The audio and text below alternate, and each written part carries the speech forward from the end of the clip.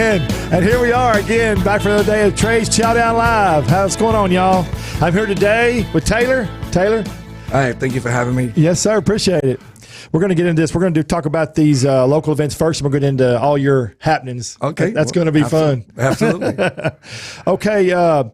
March 19th, we have the Ablaze event. It's March 19th, and it's at the new Whiskey Ranch. Have you been over there at that Whiskey Ranch with the golf course and everything yet? No. Oh, my gosh. Just open or what? Yeah, well, TX Whiskey bought that whole golf course. It was a country club. Shut it down. I've been stuck in this restaurant for the last year. Oh, that's right. You have. That's right. A week and no income. A year and no income. A year, no income. Yeah. So anyway, it's at the Whiskey Ranch, and it's a fantastic deal. It's going to be a 2-day event. Lou Lambert's going to be cooking a whole roast and a whole steer all night long. You can get tickets to that. There's going to be about 10 celebrity chefs there. It's going to be a neat deal. They've turned the country club into a whiskey place. Wow.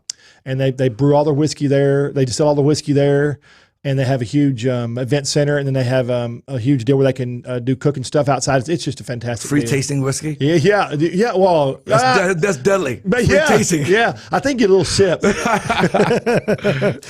Okay, St. Rocco's is starting brunch this Sunday. It's every Sunday, and guess what they're doing? What? 5-cent mimosas.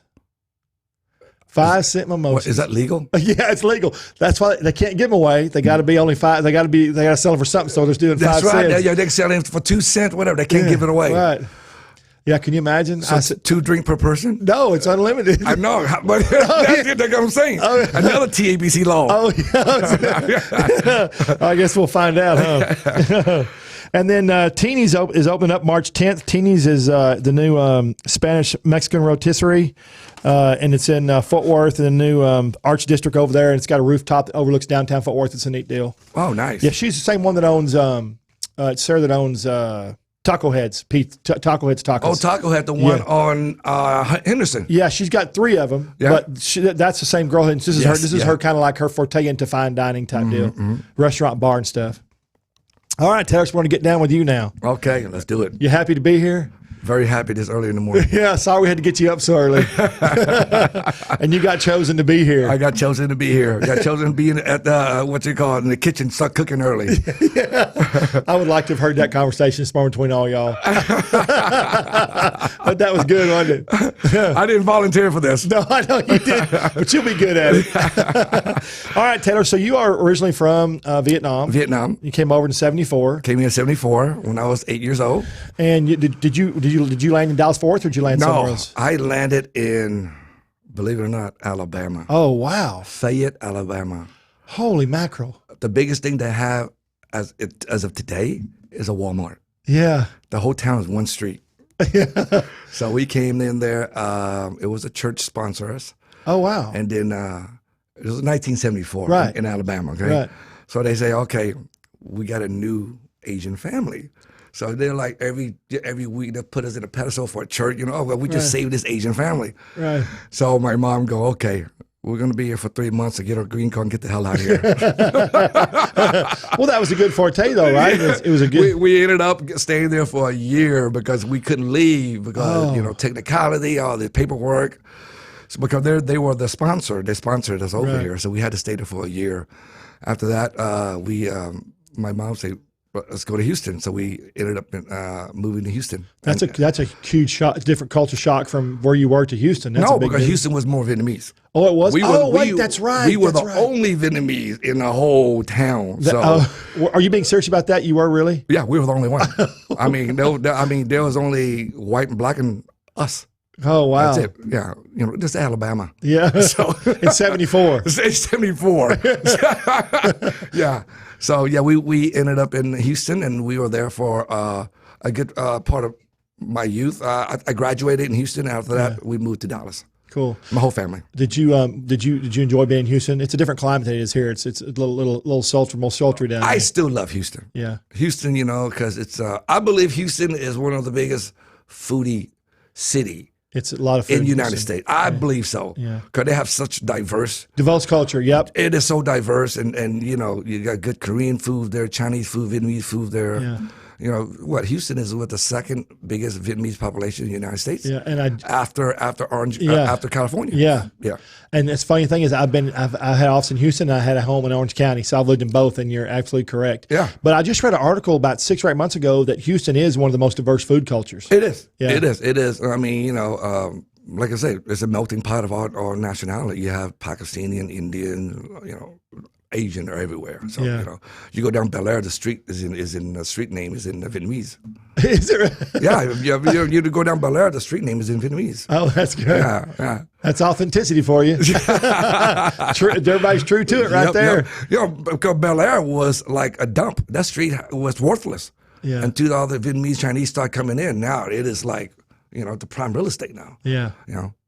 And it's still growing down there. It's still going. It's going farther and They farther and can't farther. fix the traffic problem though. The traffic problem. It's kind of like New York down there. It's just crazy. Yeah, yeah. The traffic is bad. I guess because they're landlocked. I don't know. But. You know, I don't know. I think it's not like DFW is growing so fast. You know, we have Dallas Fort Worth with so many other cities. They have Houston. Yeah. And then their infrastructure is kind of whack. But yeah, you being in business, you understand this. Dallas Fort Worth now is one. Yeah. It's not Fort Worth and Dallas anymore. It's just all one big. Exactly, one big one. Especially when it comes to restaurants and bars. I mean, it's just people go back and forth now. They go forward to Dallas Fort Worth. It's just back and forth all the time. Yeah. What I heard it's like, I don't know if it's true that there's 14,000 people moving into DFW a month. Yeah, that's just true.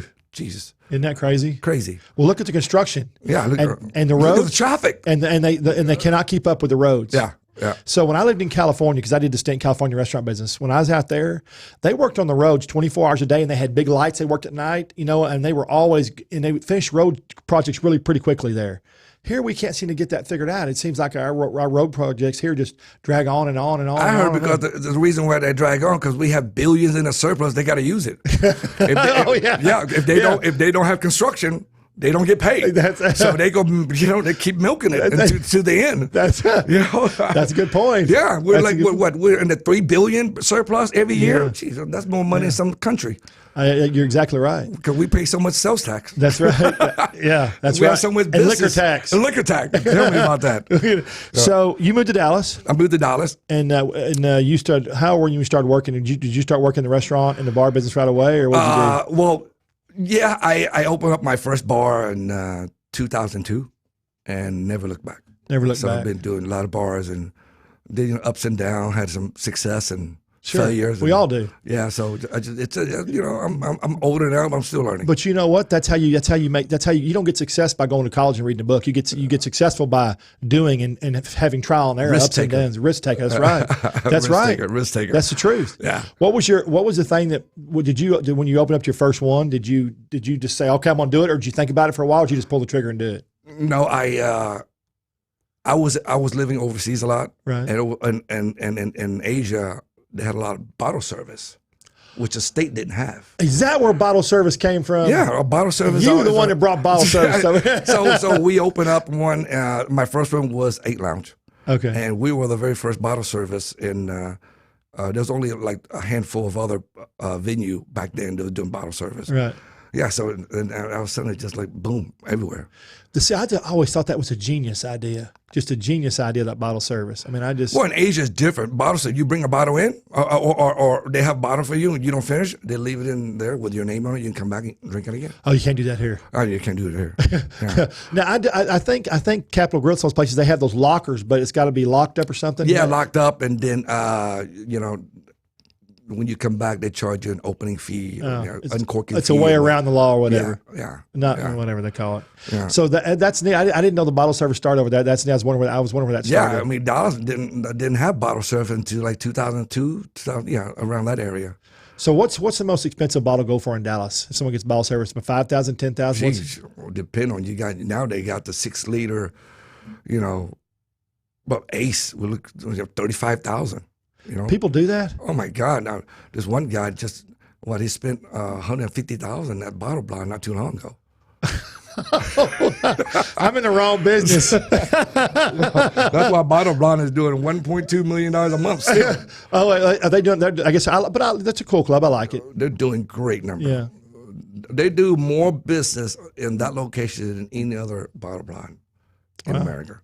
That's the number one in Dallas. It's good So I economy. tell you how Dallas is full of degenerates. That's so funny. Really, if yeah? if you do your research, Dallas in liquor sales, Dallas alone is beat any other city. Oh wow, Liquor sale. We're crazy. You know. it's fun. People want to release. People want to release, right? So Only in Dallas when they start popping bottles all the time. so you did your first club, and then I guess you did a few more. When you got involved, is this your new place, your first forte into restaurants? Yes. Okay. Yes. Well, no, I had a restaurant, a Japanese restaurant with. I went in and partnered with my friend BB Bar. Okay. He did Purgatory. Okay. I don't know if you remember. No, I don't Purgatory. remember that. It's a 50,000 square foot club. Oh, wow. Way too early for Dallas. Yeah. Way too early for Dallas. That's huge. That's huge. 50,000 square foot. Bottom was hell, and then hell, heaven, and purgatory. Oh, Yeah. That's pretty neat. Yeah. So That sounds like a Miami or LA club. I did. Then I have a Japanese restaurant on the bottom called Medusa. Medusa. No, but I forgot. It's been that while. You've done so many. I forgot the name. Pandora. Pandora. Okay. So I import everything from Japan, all that. The club didn't take off because it was so big and so hard to fill it up and stuff like that. So that was my first restaurant, and then. That's a big thing, having the club full, isn't it? Because if club's not full, people don't want to be there. Exactly. It's so the club if you have no patron comes to the club, then your restaurant can be slow. So that was my first restaurant, and I swore I'd never do it again. I'll never do it again until this opportunity came in. I did it again. Okay, so your new location, which I've been to, which I love, the seafood was great, and y'all were very hospitality. I really liked it. I enjoyed it. That Thank you, was Kurt. neat, and I enjoyed seeing all that in the back. We're going to get into that too. But first, before you were there, what was it before? It was Sisu. It was Sisu. Okay, Sisu. Tell us a little bit about Sisu, so people might know where that is. Sisu was the first pool party in Dallas in Uptown. So they started with a restaurant up front, which where Crab House is now, and then they had the pool in the back for pool parties, or like Vegas. The restaurant didn't do so well, so that turned out to a club. So it was a club pool. So it was running for 7 years. But it was more of a club, right? More of a club. Yeah. And then they partnered up with some big name promoter like Donnie Disco that's involved in EDC and whatnot. That has access to all these big time DJs. So they were bringing in weekly. They're rotating in every week, and then we will supply the venue. They would keep the door, and it happened for 7 years until the city say, So, but you were doing so much business there at Sisu, it was phenomenal. And the city said, people can't do it anymore. No, yeah, because the noise complained, the city was complaining, more residents moving in, more high rise next to it, and all that. So when I was at your place, your new place, the first, I looked around and all I could see was houses. So how do you control what you're doing between those condos and stuff in Uptown? How do you do that? It's like this. The business was there before those condos. Okay. Right? Okay. That's the business was there before the grandfathered condo. in. I got you. Okay. And then so now all the condos coming in, and now they're all complaining. Okay. Well, if you want to live in Uptown and be in the heart of everything, accept the noise. Yeah. If you don't, go back to Plano, Frisco. Yeah. Or wherever. Yeah.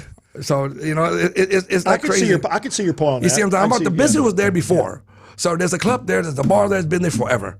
And now all of a sudden you got all this resident coming in on the side, and they all complain about the noise, But our day party is different. They can't complain the noise during the day. So at night we just gotta calm down. Well, you shut it off at night. We shut off at night. So let's talk about the Crab House. Okay. The food was fantastic. So just kind of what we're going to go. You spent a year remodeling. A year. A year remodeling. Yes. That is a long time in restaurant business. That's a long time. Oh yeah. So and you spent a year doing that, and it's beautiful. We had a lot of problem with the city, but we made sure the city was satisfied in every point. And they gave us hell, but we worked it out, so we finally opened. I think they gave you hell because of Sisu before you. I think that's what happened. That's exactly what happened. Yeah. They want to make sure that it's a restaurant now. Yeah. So you did the restaurant, and the menu was fantastic. You've got a great chef there. Talk about your chef. Where's he from? My chef was the head chef for Dre Leon back in the days. Dre Leon on Cedars. And no, at first it was Steele. and then Dre Leon, my cousin, owned both of them, and then he was her head chef for both those locations. And then when she left, he left with her, and so he went to work for several other restaurants. He ended up working for a big Vietnamese seafood restaurant in Garland. Authentic. Yeah, which you and I talked about before we got on air. Yeah. And so when I opened over here in the beginning, I had several chefs. We didn't even open yet. I think I fired 3 chefs.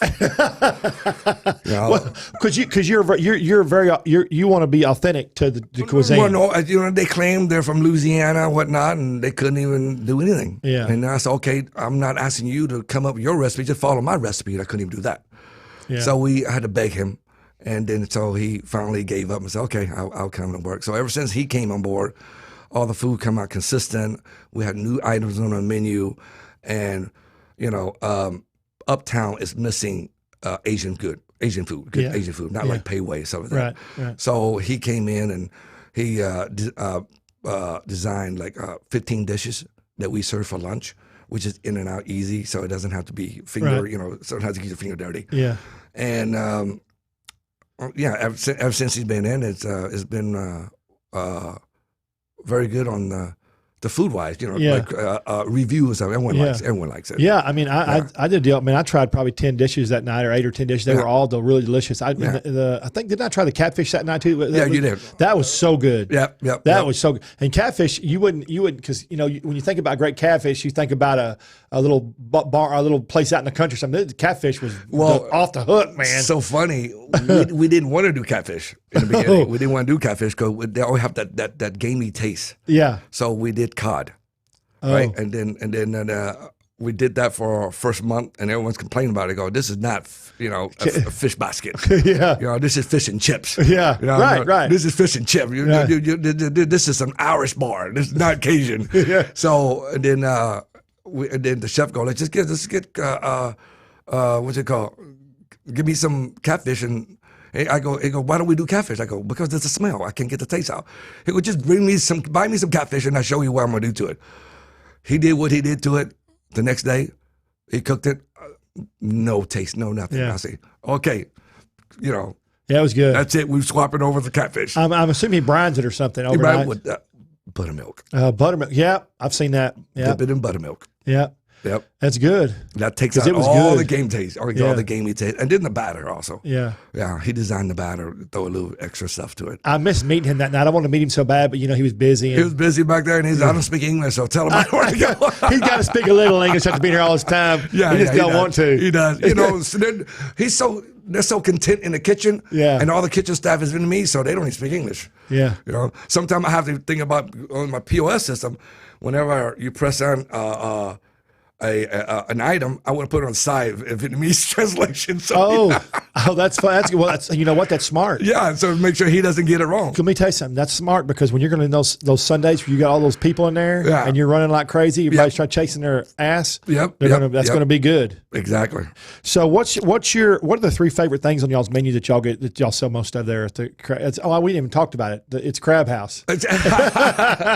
So we sell everything seafood. We have 2 meat dish on there, just in case somebody need don't want to eat seafood, just want to eat meat. Right. But we most of our item it's when people come in and ask for like a deep fried basket, I would try to suggest something else, so let them try the menu. Right. And I tell them all the time. I tell every one of my customers, and also I tell my employee, try a dish, try something outside the box. Yeah. Try another dish, something in the back of our menu. You don't like it, don't pay for it. Right.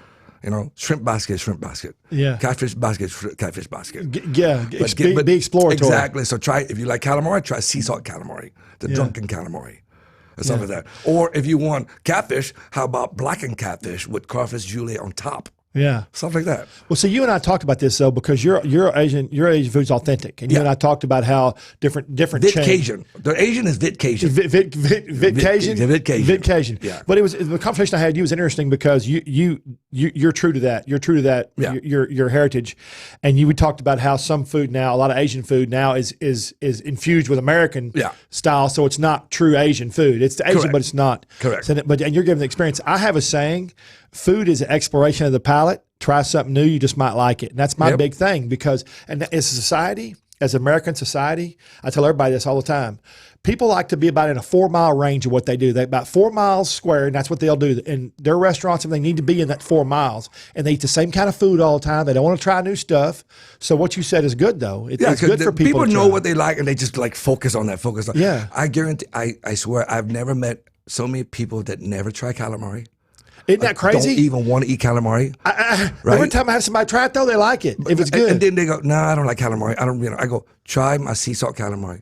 And when they try it, they go, "This is the best calamari I've ever had." Best calamari. I have so many workers, people that work across the street from the Crescent. Yeah. They come in every day. For lunch? Every day for lunch. Every day for lunch. You know? So our price point is fair. The portion is good. I mean, we're surrounded by 5 of the biggest seafood mammoth. Yeah. But so we have to do something to make sure that we can, compete with them. Yeah. Our price point is it's like half the price of what Well, they're you got charging. 3 good things. You got a great location. Yeah. You got your own parking. Free Who parking. can say that? Free parking. Let's say that again. Free. F-R-E-E. FRE, and please do not park there unless you're eating, because I will tow it. Yeah, I bet she will, I will tow it. Come on, who's this guy with that just towing my car? That's the owner. Yes, you got free parking, which is a plus in Dallas, huge, Yeah. especially at lunchtime, right? You don't have to chase your car. Yep.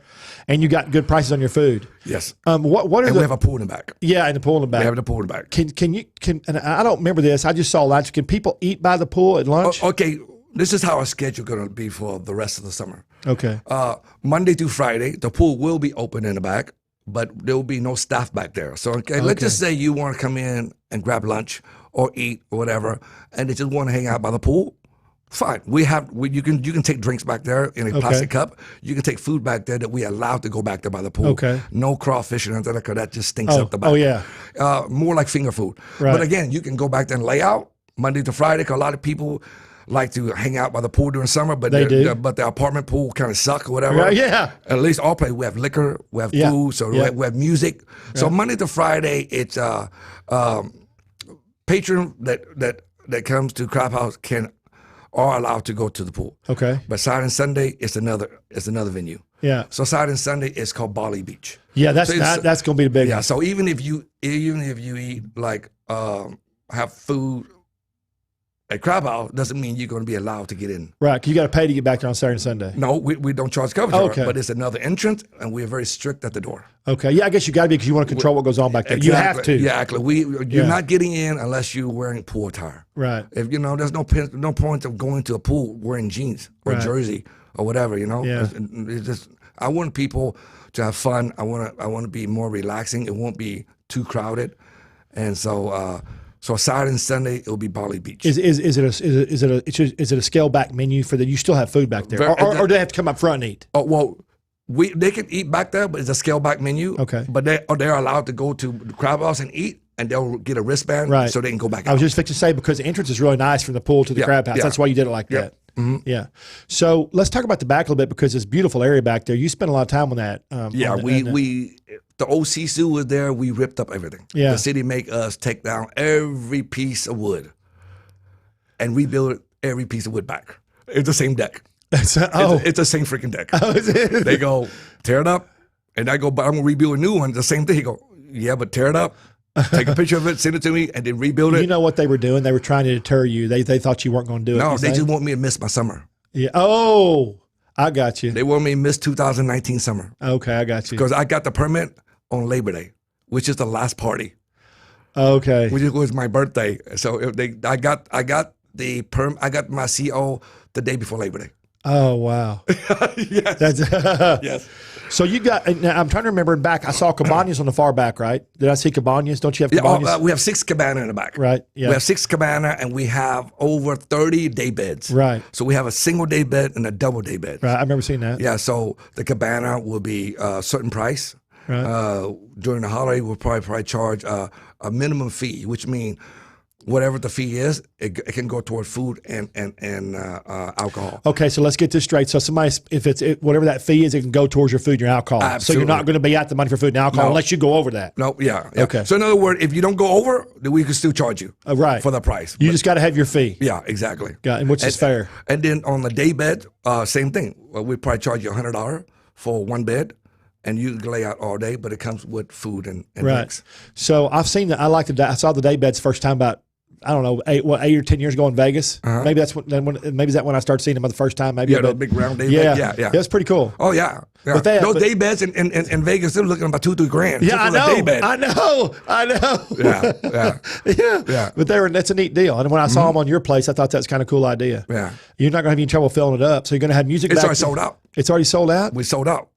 Well, that's no fair. We sold out. Well, we partnered up with Waylon. Oh, that's right. So on Saturday, it would be strictly LGBTQ. Okay. So I'm not even promoting for Saturday. Okay. I'm just promoting on Sunday, which is good for me. Before I was promoting for Saturday both and days, Sunday. Yeah.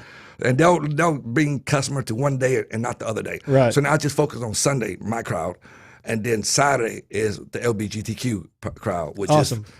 They promote themselves, and I believe it will be very packed. It'll be packed, Very packed on Saturday. Well, you're sold out, so yeah, you got to be. Yeah. So, with the when people come, so you're still gonna have dinner on Saturday and Sunday. Or you still have dinner on Saturday and Sunday? Yes. But they can still come eat even if they don't go into the pool, right? Yep. Okay. Yep. Like it's a two different entity. Okay. Crab house in the front, ball unless in the you back. go through those doors back there. Yep, you have to go through those doors in the back. Yeah. So what is your favorite dish? What has your favorite dish been so far for dinner? For dinner, Your most popular dish, I guess. We have the crab claw and garlic butter sauce. That's our #1 seller. Oh, that was good. Is that big crab claw I had? Yeah, the crab, and then exactly. Yeah. Already peeled up. So that's our #1. Oh man, that was good. That's more like an appetizer. It's a shareable plate. Yeah, a shareable plate. And then what I brought you was the crawfish julienne. Right. So that is our #1 seller of that one too. And then we have the gumbo. And then I bought you some crawfish. Yeah. And then your crawfish comes in 3 ways: Nola, which is the boring New Orleans style, just boil and dry season. Right. Some people like that. And then the steam, which is a lot of people just want to taste the integrity of the meat and the sweetness of the meat without having killed with all the other spice. Right. And then dip it in just butter. Right. Some people like that. King crab goes well with that because you're paying for a good price and you want to taste the meat. Right. And then the other one is the Cajun garlic butter, which is called the Vit Cajun style, which we boil it in the same boil, take it out, and then we dry season a little bit, and then we add our wet seasoning, and then we kind of toss it. That's why the whole studio up here smells like. Right? Yeah, garlic butter. Yeah, garlic. It's butter. hard to beat garlic, man. Everything goes well with garlic. It's funny you have 3 Even different. kills vampire. Yeah. Oh my God, that's funny. So what is which one of the crawfish is the most popular? For me, it'd be garlic, but I don't. Cajun garlic. It is, yeah. Because crawfish didn't really get I feel that didn't really blow up until the last 6-7 years. I think you're right. When the Vit Cajun garlic butter came out, where the whole crawfish is covered, so you can just lick your fingers. When you suck on the head, all the juice and everything comes out, and really taste more flavor than just boring Nola. And the very first one was boiling crab. They came out first, and ever since then, everybody copied them. Everybody got their own recipe, and it's called Vit Cajun. It came out of Houston, because when Katrina in New Orleans happened, everyone's left. So a lot of Vietnamese in the fishing community went to Houston. So when they went to Houston, then a lot of seafood restaurant opening up, and then they started doing let's throw some different sauce on top of it to change it up. Change it up a little bit, and it was a hit. And ever since then, you see all these crawfish opening up, and everyone doing well, opening up franchise and all kind of every cities. Well, I've never had big much of a crawfish fan, but I love everything else you got there. I bet it's good though. I just never have been that. I don't want to work that much to eat. Because I don't think you don't know how. It's only a 3-step. The head, pop it out, suck it, done. There's not too much work. If you don't know what you're doing, it takes you forever to peel that out. I watch people sometimes. I sit back and watch, but it's funny. But the head are the best. Huh? The what you said, the head of the best? Second on the head of the best. The tail, I can not eat it, but I'm getting older, so I can't be eating, the head too much because it's all cholesterol. It's all cholesterol, yeah. Yeah, cholesterol. I and forget my whatnot. cholesterol. Yeah. So what is your favorite business? Is it because you're a upbeat, vibrant fella, just like me, colorful. But we're fighting for best glasses this morning here. I went.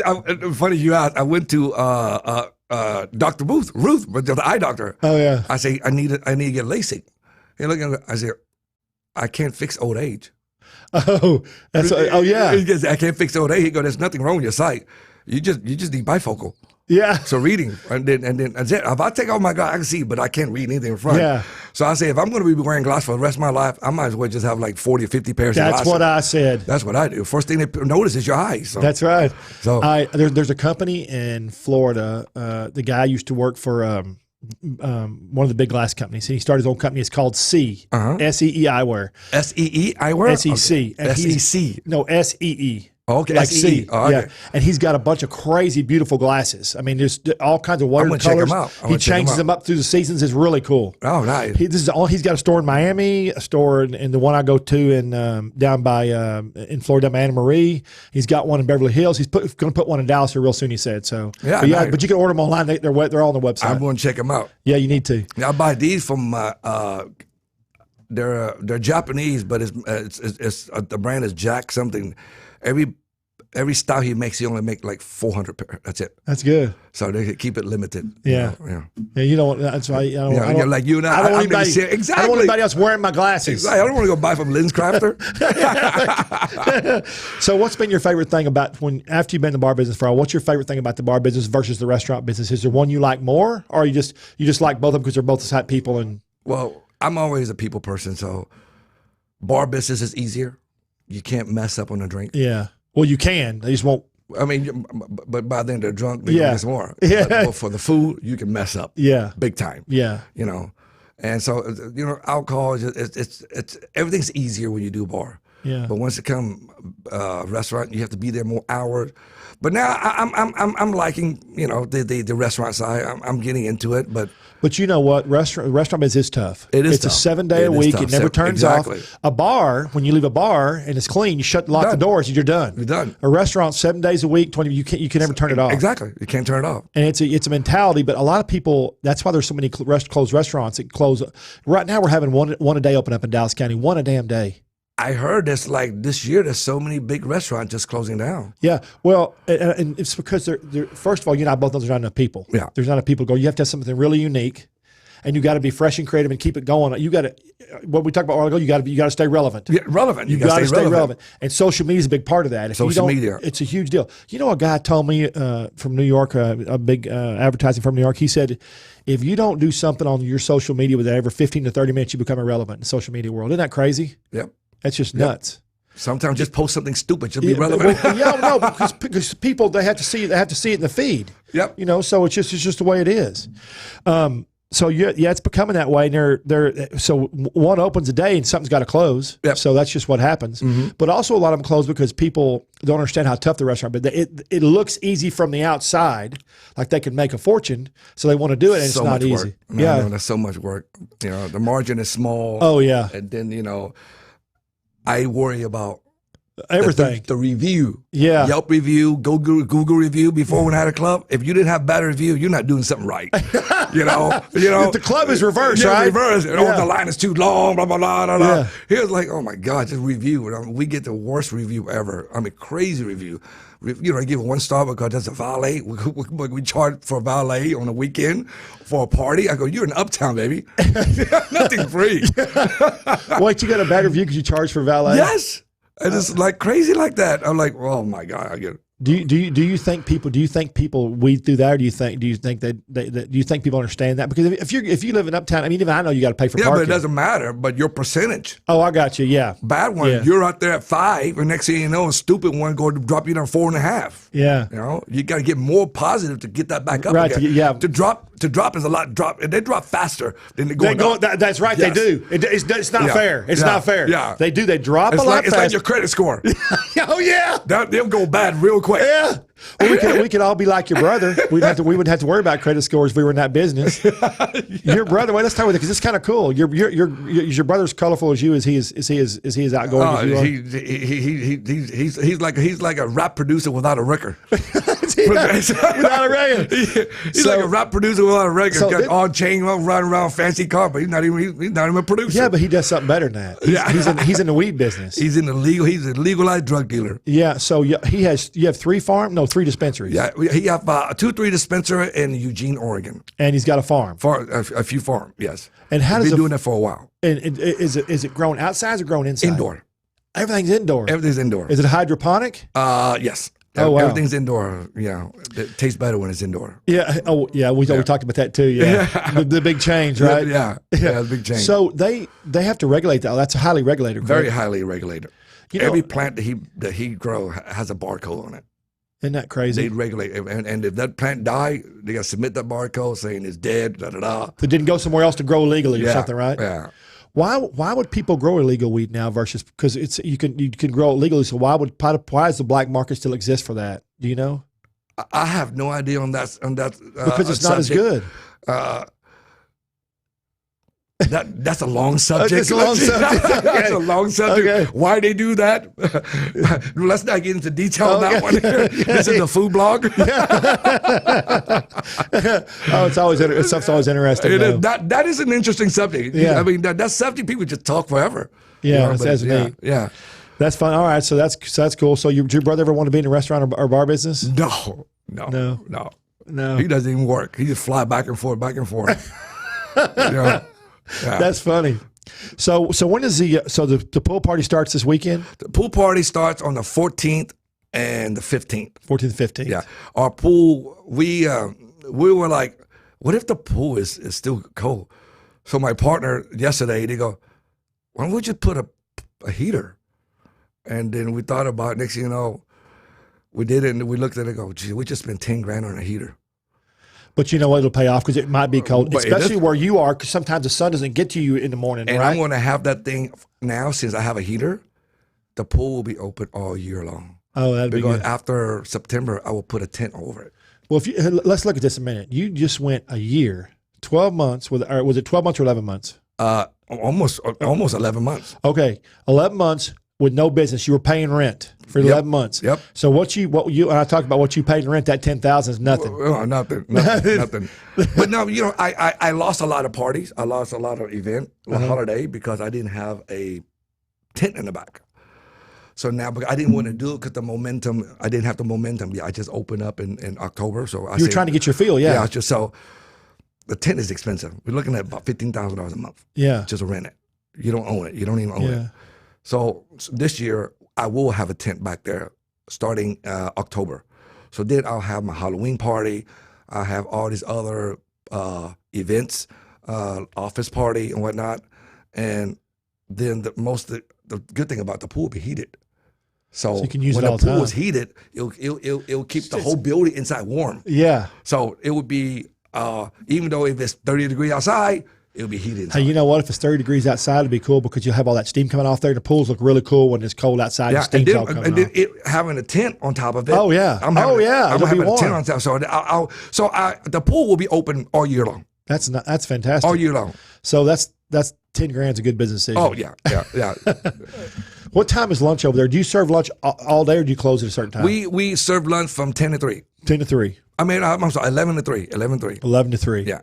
And then you shut down? Well, no. Okay. Then we stay open, and then we're going to start our happy hour from 4 to 6. Okay. I was just fixing to ask you about the bar. Here we go. 4 to 6, we'll do happy hour, half price off of starters, and then, of course, we haven't figured out the price on the drink yet, but we're going to make it very cheap. Well, now, yeah, I'm sure you will because you get people in, and you know as well as I do that gets them and they stay. Yeah. And they, now I had some really cool drinks there. They were in like a Were they in a pineapple glass? Or, no, they were in a tiki Tiki glass. Club, yeah. What was that I had? Oh, that was from Rum Haven. Rum Haven. Rum Haven. That's Those right. guys are amazing. It's a new drink. It's a new rum that just came in to the market, and I love them. I use them all the time.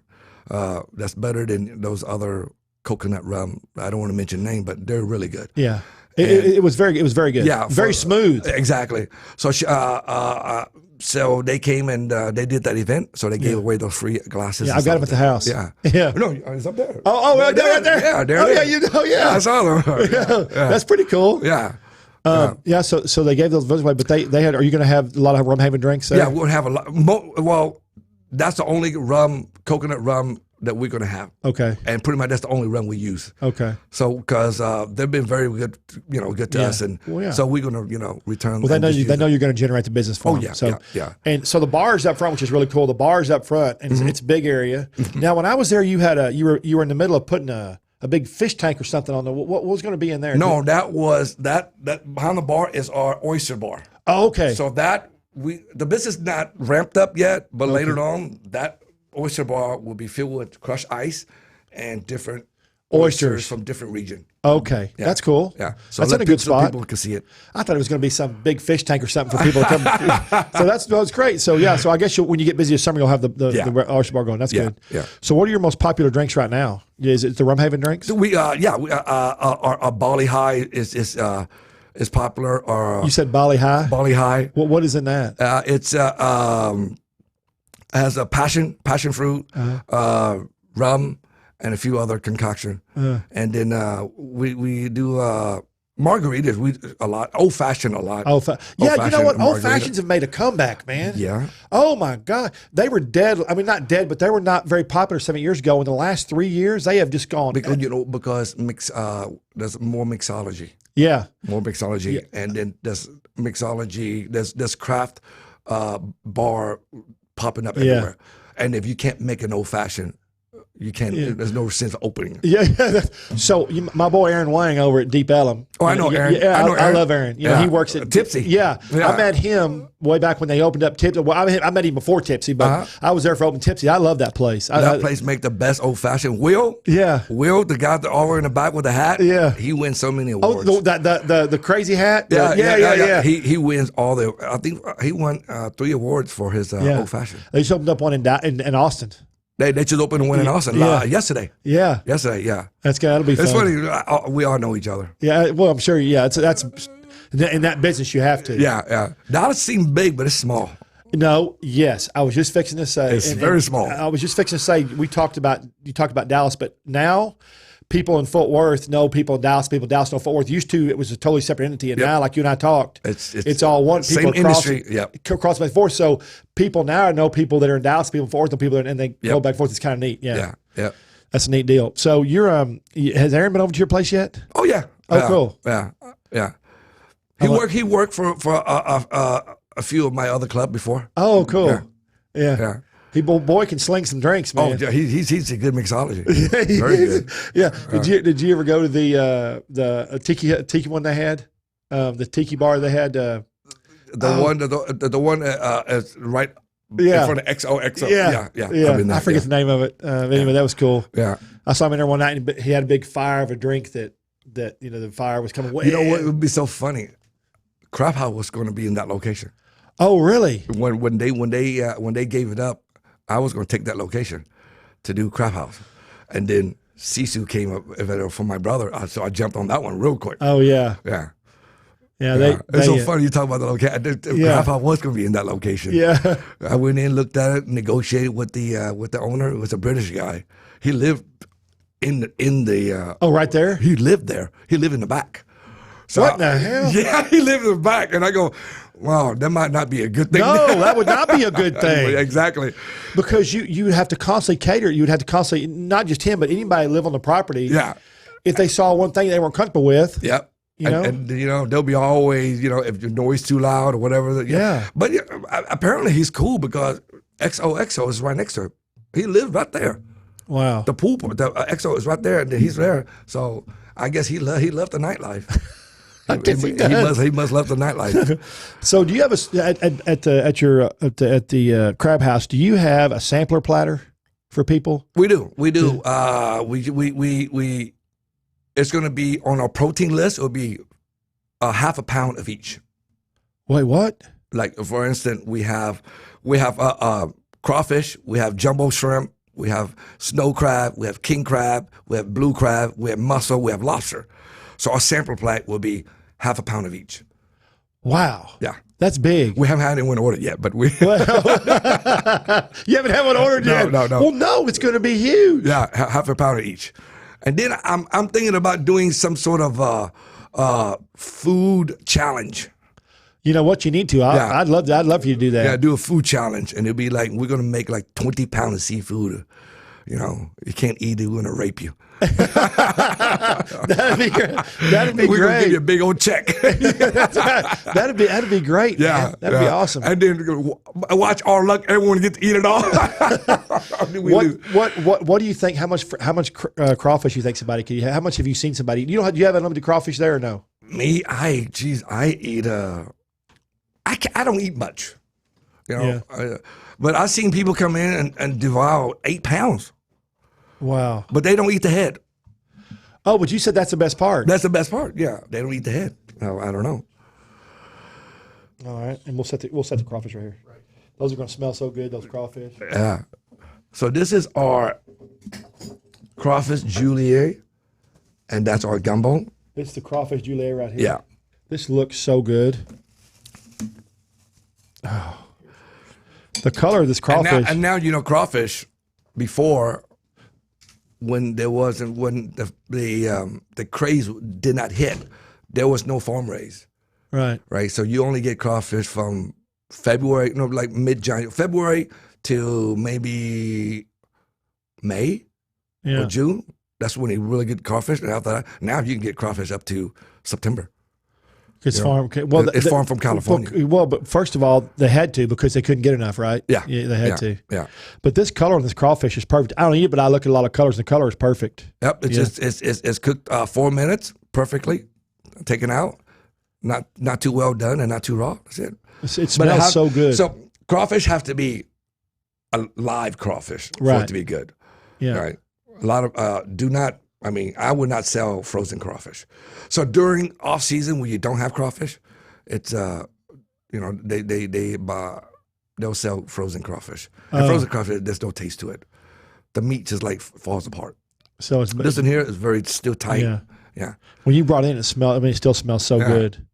And they even you cooked it and brought over from your restaurant, but man, it still was just fresh and hot and smelled so good. God, I smelled it when you came through the doorway, the studio doorway back there. I was like, what is that smell? I know it was that. I just smelled garlic. It was that pungent. It was that strong. Yeah, garlic butter. Man, it was great. Garlic butter, and our Cajun sauce on top of it. Wow. Yeah. And so you can do this. You can suck it out, suck the head, suck everything, right? Yep. That's awesome. And then what's all in this? This has crawfish, mushrooms, and a few other veggie in there. But this is our number one seller. That is? Yeah. It looks very rich. Yeah, it's very rich. It's very creamy. It's like a crawfish etouffee, but creamier. Creamier. And that's our version of the gumbo. Now, okay. Tell me, I have many debates. I thought gumbo was anything, back then was a poor man, whatever. Yeah, right, it was anything from the kitchen, you make a gumbo. Right. But I swear to God, everyone that I'm from Louisiana. Right. Why you have corn in there? And they're like, and then they'll like go like sometimes they check in and then they go, food was great, but they had corn in the gumbo, and they go sacrilegious and stuff like that. And I go, when was it sacrilegious to put corn in gumbo? I don't know. We can have a debate about that all along, but I like the corn in there.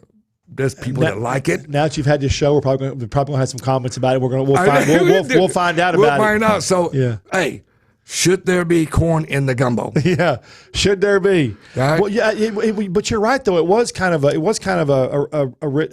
throw together type deal, right? Yeah, it's like whatever you find in the refrigerator, throw it in there, have them roux, and then make gumbo.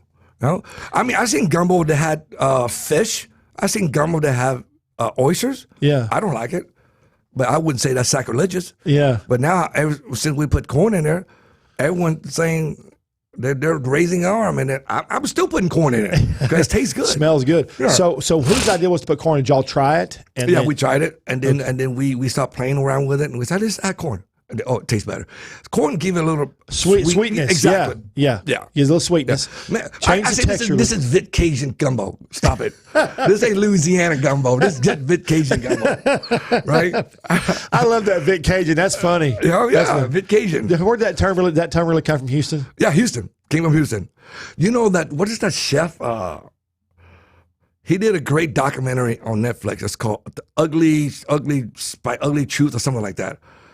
It's the Korean chef. He has 3 Michelin star. I've seen I've seen some of the Ugly Truths. There's more than one show. Yeah. Yeah. All right. So look the one for us, and it says Crawfish, and they go back to Houston where the guy first made it, and it's called Cajun noodle in Houston, real popular, and then he went to New Orleans and talk about, why you guys still making shitty crawfish when you guys started it. Yeah. Your crawfish is boring. Right. Why Vit Cajun crawfish is so succulent, so moist and juicy, and it's good. Right. And then he was going back to New Orleans debating about it, and they're like dogging him and stuff like that. And and then he went to a few Vietnamese crawfish places, but they're doing NOLA only. And he goes, why aren't you doing Vit Cajun like your people's doing it right now? You should, because it's better. You know why? Because people get caught in the rut. Just like you say. They don't want to try. Just like you say. You know what my dad used to say, because he owned a lot of restaurants. He used to say they're like a horse with blinders on. You ever seen a horse with blinders? Yes. Where they go look forward. Yep. That's the way a lot of people eat, and it's not a bad thing. It's just that people have a hard time of opening up and trying new things. Not so much a younger generation, but more our age or 35 to whatever. Yeah. And of course, I'm a whole lot younger than you are.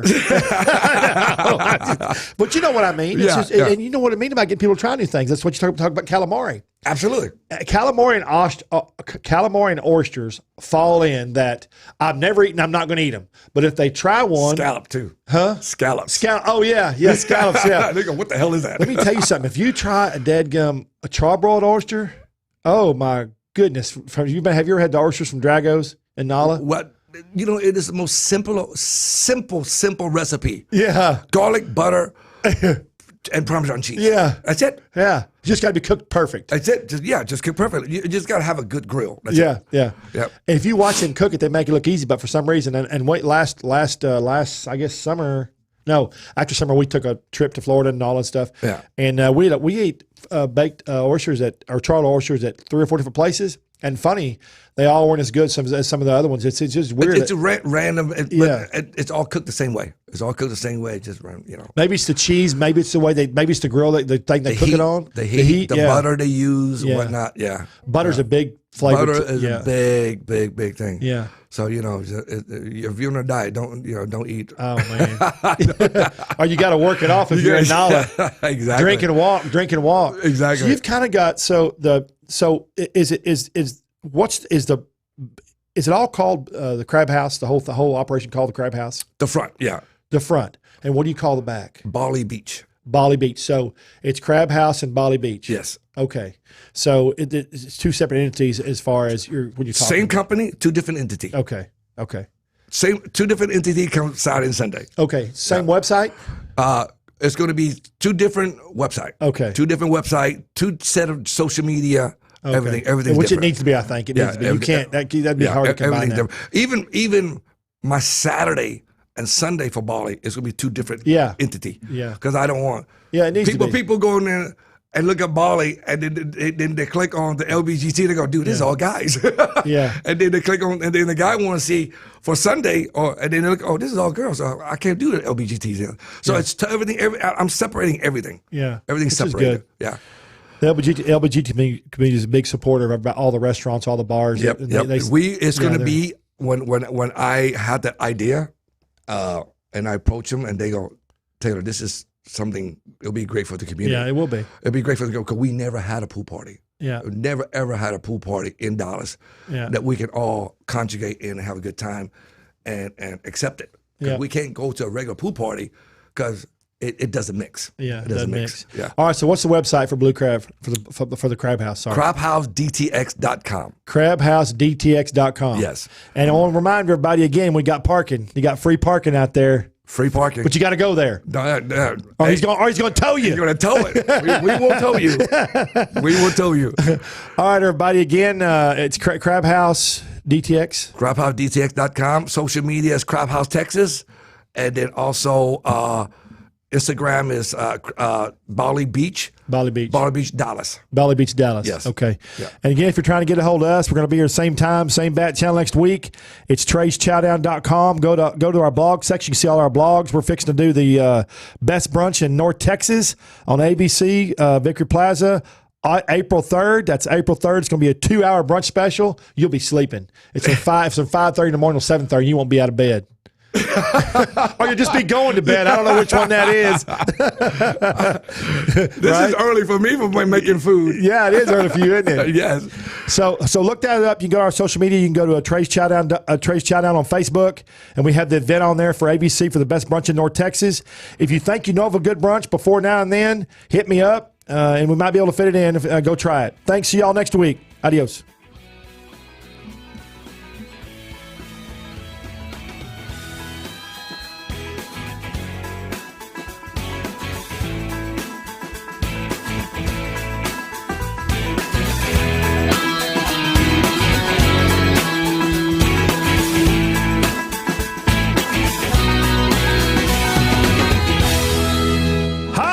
I'm Trey Chapman, publisher of Trey'sChowdown.com. I'm passionate about finding the best food, drinks, and chefs and sharing it all with you. I should know I have over 5 decades of food experience. Find me on any podcast platform, Facebook Live, or just Google me. Now you can watch and listen to all my great finds every week on my live TV and radio podcast at Trey's Chowdown Live.